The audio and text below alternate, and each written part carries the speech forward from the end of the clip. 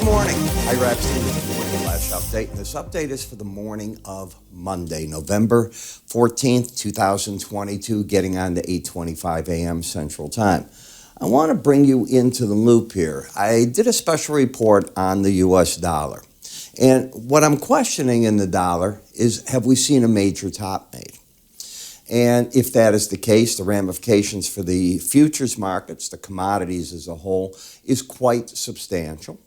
It'll have an impact, of course, on other currencies around the world. So I break down first the weekly charts, then the daily charts. I carry you into the seasonals, a 30, a 10, and a 5-year pattern.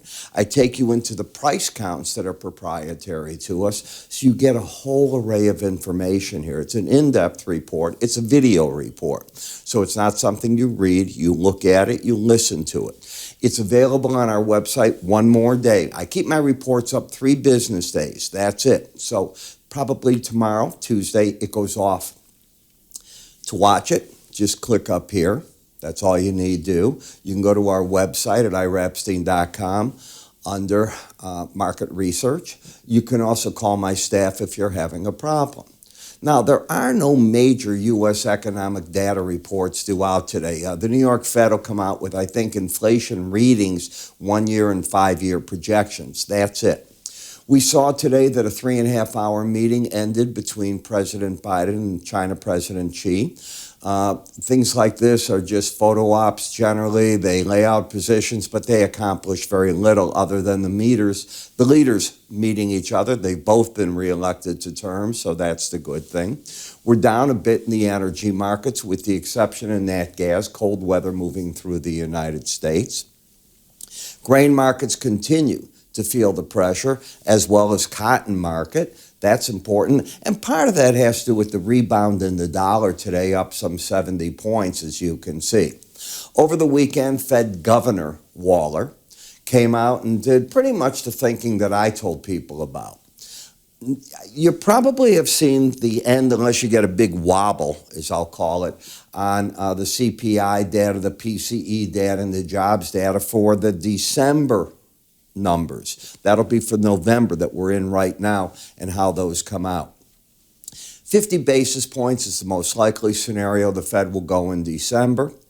Then after that, it depends how the reports come in, but they could drop down to 25. The argument is this a pivot? And Waller says, no, it is not a pivot, and that's what I believe.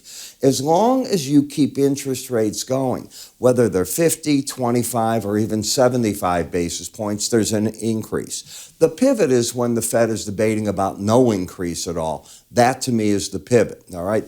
The switches between how much and the length of how long these are going to go, well, that's going to be data dependent. So that's what's comprising the markets. The markets at least had the weekend to get over an awful lot.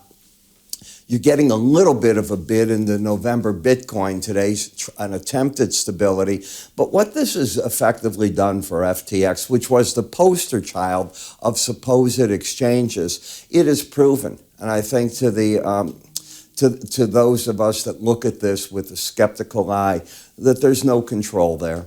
The amount of asset, $900 million to $9 billion in debts, makes no sense. They need regulation. The commercial money from the United States that was headed to that because they wanted to be the first to go in, got their butts kicked to them. Not going to come out of this in good shape, and they have to pull back. If I'm on the board of directors, I'm going, no. We tried it. It doesn't make sense. You back off from things like that. Let the regulators come in. Let there be something there.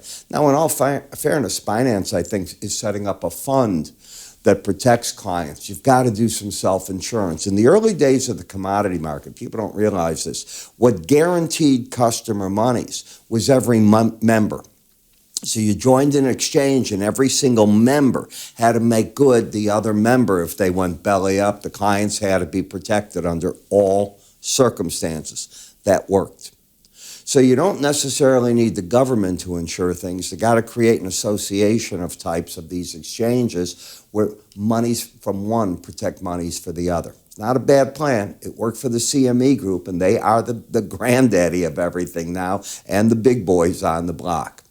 With that, I want to remind you, take a look at our Currency report, I think you'll find it interesting. I think it'll be right with what you want. You click up here to see it. I will see you all at the end of the day with our market wrap-up. Good trading to you.